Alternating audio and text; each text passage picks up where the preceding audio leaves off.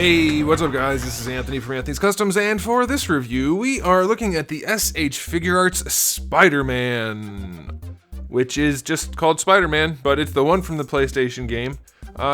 They should have come up with a name. I guess it's called the Advanced Suit, but it's still just Spider-Man from the game, right? Like, that's the basic suit in the game. I didn't play the game, I don't have a PlayStation. I hate that I couldn't play it because I think, and I don't know if you guys know this about me, but I think this is the best looking Spider-Man suit ever of all time. I love it. I love it. I love the white spider logo and then the white details on the gloves. I do think he should have had a little bit more white in the legs, but either way, I think the white really offsets the rest of the suit. I love it. I was so excited when they showed this figure, and it looked so good in a lot of photos. And then it looked not so good in some other photos. And a lot of people are like, I don't think that's going to be good. And others were like, well, I think you're wrong. And here's the thing. There are parts of this figure that are exceptional, very nicely done. And then there are parts of this figure that are garbage trash, and that's not good at all. So, is it worth buying? Well, we'll see by the end of the review what I think, but I think you guys should stick around for this one. If you haven't yet made up your decision, made up your mind, this is going to be helpful for you. So let's go ahead and get it off the stand and take a closer look. This guy stands just about 5 3/4 inches tall, which makes him just shy of 15 centimeters. And if you want to see what that's like up against, there's like a DC figure in the 1/12 scale. I don't think he's supposed to be that small. So this is not 1/12 scale, or at least it's closer to real 1/12 scale as opposed to these guys. He's very short. Here he is up against a Marvel Legends figure. He's definitely pretty short. All right, so it's not in 1/12 scale, or at least it's closer to the true scale. I don't know if that affects you or not. It fits in with the Figuarts pretty well, so that's all that really matters, I suppose, because that's what it is. Now, as far as the aesthetic on this guy goes, it's in some ways so very, very good. The line work, all the red is lined with black up against the blue, and it's so clean. And all of the webbing has black in it, and it's so clean. And then the white spots up against the red and up against the blue. So clean, so well done, so visually appealing. A nice satin to matte finish all the way around with the semi kind of like satiny white to the matte blue and red. So very nice done, so good.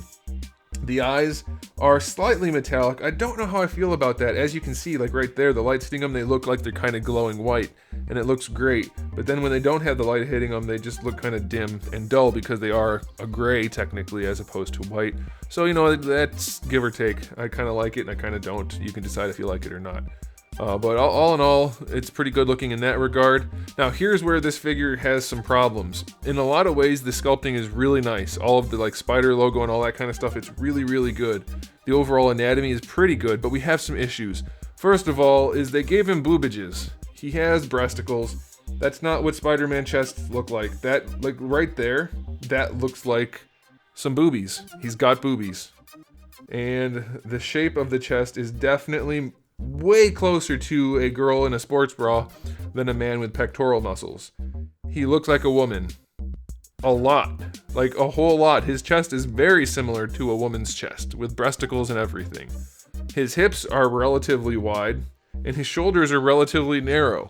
Not so much so that it looks like a woman in that regard, but it's a little bit more than a V shape. It's a little bit pear-shaped. It's a little iffy. Definitely a little iffy there. That's not that bad, but the breasticles are highly noticeable. He has straight up sports bra boobs. That pose right there, I mean, I know it's just standing up and down, but that looks like a woman in a sports bra. It's very off-putting. It's not what Spider-Man should look like, and I'm not going to make any jokes because YouTube will delete this video, but here's a shot from the back. That's built like a woman. Look how wide the ass cheeks are and the hips as opposed to his back and shoulders. He's built like a girl. So that's very disheartening for me because I wanted my Spider-Man to not look like a girl. And then another thing that kind of stands out to me is his knees are shiny plastic again. He's got sweaty knees, just like the Broly figure had the other day. Was it Broly? I think so.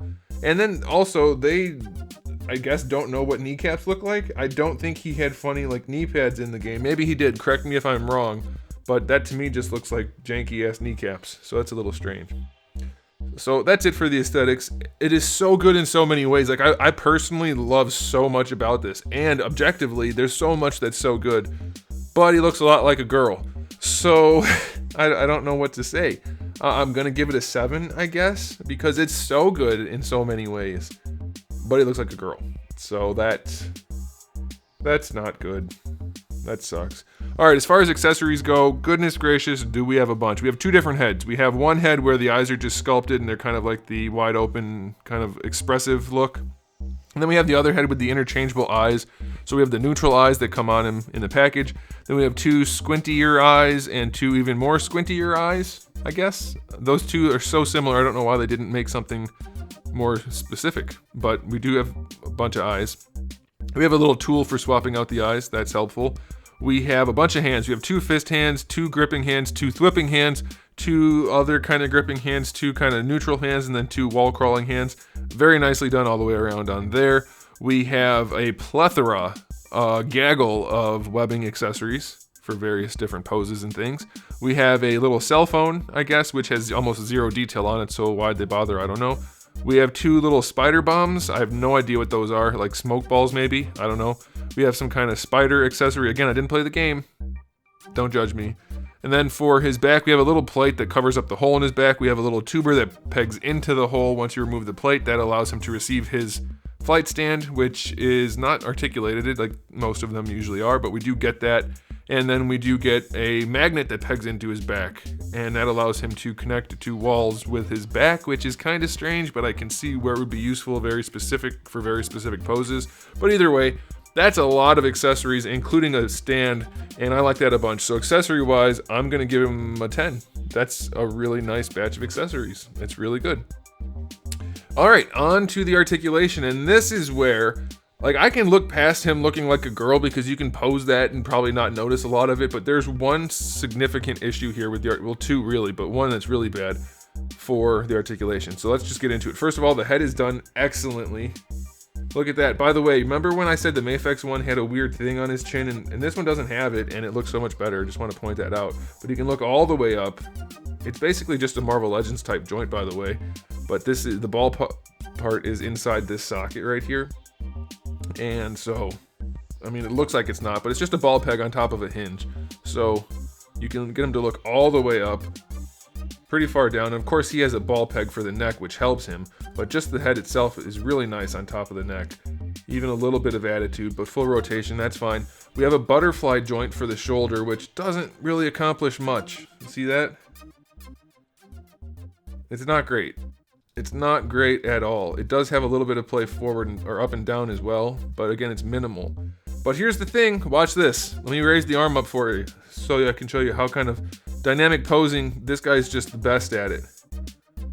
Oh, that's right. You can't raise his arms. Not even a little bit. I mean, that's not true. It's a little bit. You saw me do it. It is a little bit. By definition, it is just a little bit. That's it. You cannot raise his arms. How? How do you design a Spider-Man figure who can't raise his arms? Louis Anderson had a winter coat on and had better range than this. Somebody's gonna get that and laugh because I made that reference. 99.9% of you won't, but I don't care. So there's a ball peg connecting the arm to the butterfly. It doesn't move at all. You have a ball hinge inside the shoulder, but they did that terrible shoulder outside the joint thing, and it just gives you 0 range. You can rotate the arm, and that is it. It's the most ridiculous, stupid piece of design I've ever seen, and they used it on a Spider-Man figure, the most agile, flexible character ever. Why? That's the most ridiculous thing. It's terrible. And that right there is going to kill the review for this figure. It's so bad. Double jointed elbow works nicely, really good range. Wrists have a ball hinge, which give them decent enough range, but the way the hands peg on is not great. There's a big gap. See that? See that gap right there? That's not good. Should not have that big gap. And it's not like it's because of how I had him posed. It's just always there. Big ass gap in the wrist. So bad. So bad. Well, why'd I pull it off? We should leave the hand on.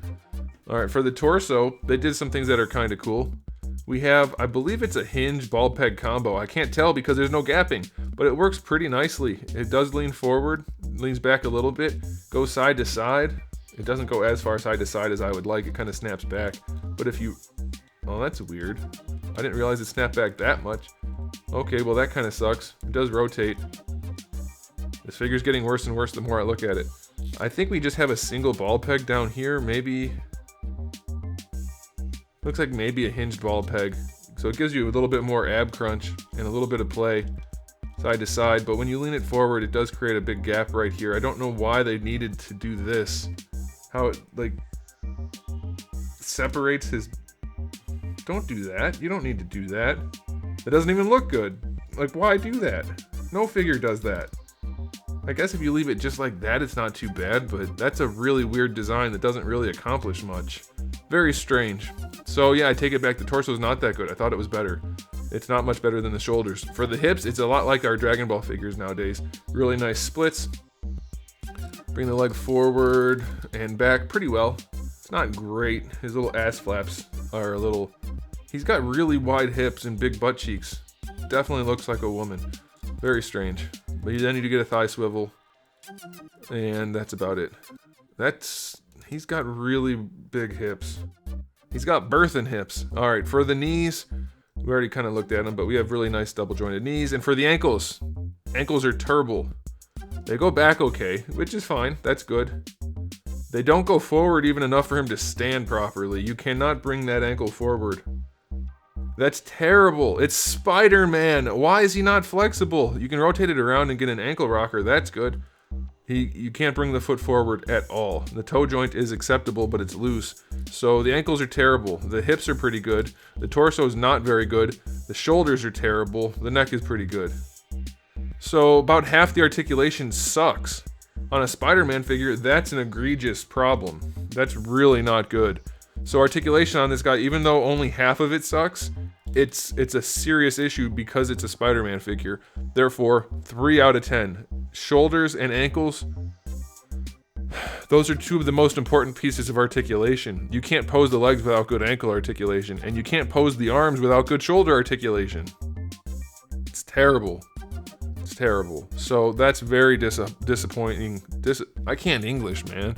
It's very disappointing. It's disheartening. I'm so personally upset because I really love this look for Spider-Man. I was so excited to get the figure. But then it ended up having boobs and wide hips and terrible articulation. But God, it's so clean looking. Like, I'm so torn, man. It's so clean looking. It's so nice. And also awful. So I'm going to give it a final verdict of 5 out of 10. Right down the middle. You guys can decide for yourselves which things you value more and decide if you want to buy it or not. But I already did. I already bought it. I can't make that decision. But this is the kind of information I would have liked to have before I spent, what is it, 80 bucks for something like this? It's a lot of money for a Spider-Man that looks like a girl and can't pose. So there it is, guys. Let me know what you think about the figure. Let me know what you thought about the review. And if you liked it, go ahead and give it a thumbs up. And if you haven't subscribed, you should, because I have new videos up just about every single day and thousands already on the channel. So make sure you come back for all of that. And in the meantime, keep collecting breasticles.